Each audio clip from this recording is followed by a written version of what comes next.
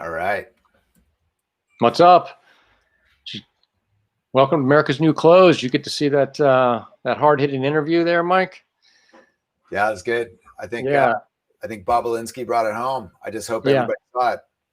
Yeah, thanks for joining. We just wanted to take a few minutes to kind of go over the interview tonight that Tony Bobulinski had on Tucker Carlson's show.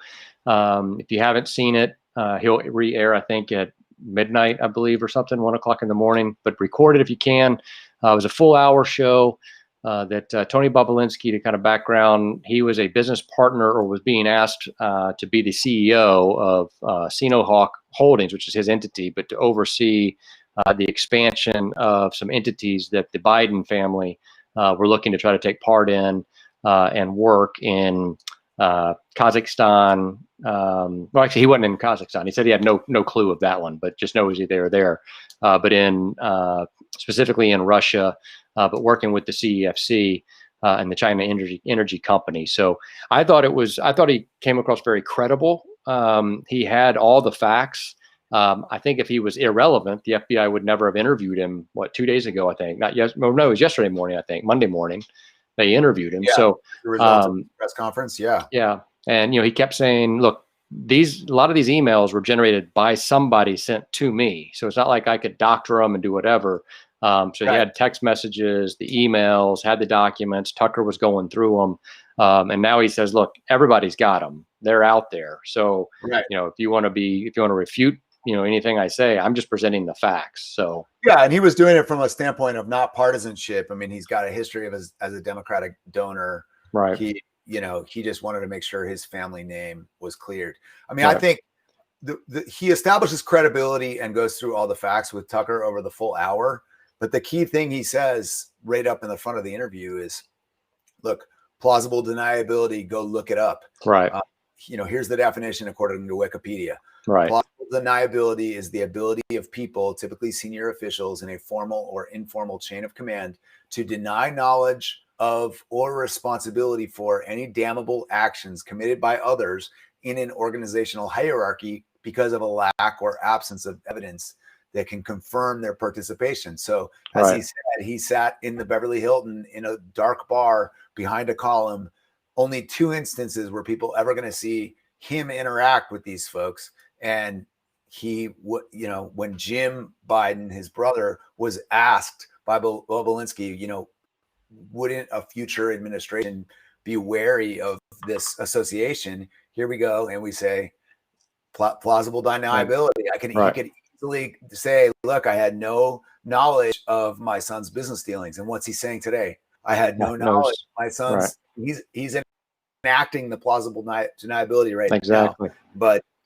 But I think the truth is right there, and Tony establishes credibility. Everybody on Twitter right now is responding very, they're having a sense of authenticity coming from him.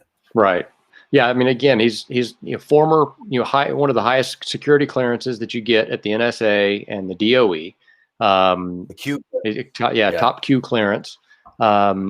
He's done work all over the world, and his work with the energy within energy and having to deal with this. And he even says, Tucker says to you, what experience does Hunter and Joe and Jim bring to the game, right? Bring to the table. And he said, nothing. It's their name.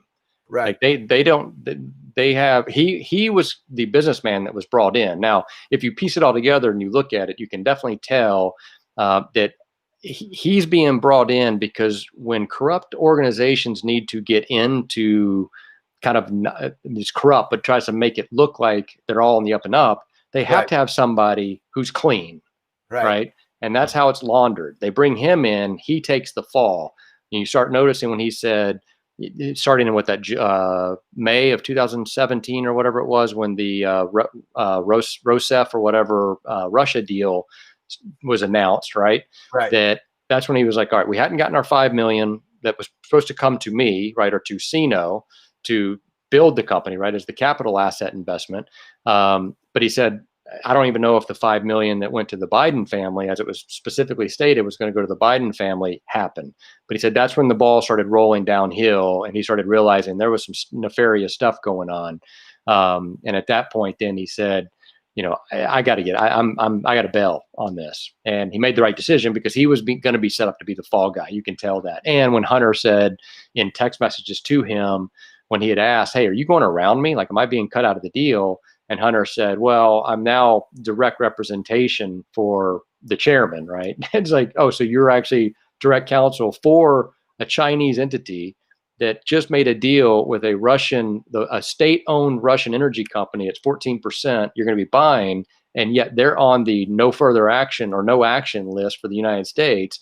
Then his visas get denied. It's like, how is this possible? How does what was the sitting vice president of the United States, who's running for president, have a son who is the counsel for a CCP entity buying 14% of a Russian state-owned energy company that can't get into the country of the United States? They've been blacklisted. So it was just. What is it going to take? Is the media going to cover this? They're not covering it right now. Yeah, I don't see. I mean, the story. I mean, if this was flipped, if the shoe were on the other foot, that test, this would be absolute meltdown mayhem. I mean, this is the kind of straw they were grasping for.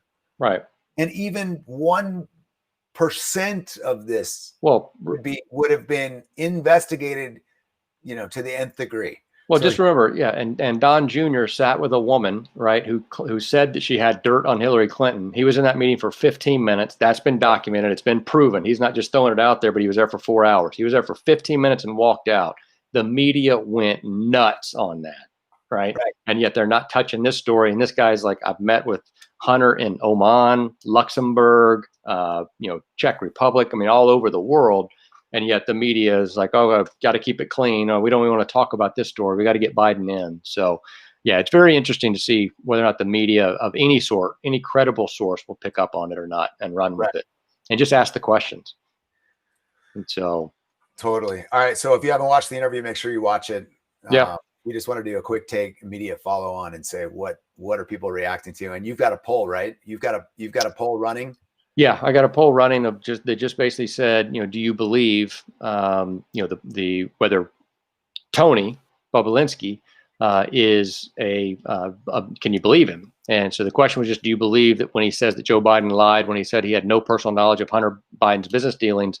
We've got 628 votes right now. 53% are yes, 24% no. My other response was, did CNN say it's true? Since everybody seems to only believe if it comes from CNN. And you got 23% saying that did CNN say it's true. So good reaction on the poll, and pretty good feedback. It's not right, exactly. So all right, good update. Awesome. Yeah, thanks everyone. Have a good night, and hopefully we'll hear more about this story going forward. Good night. All right.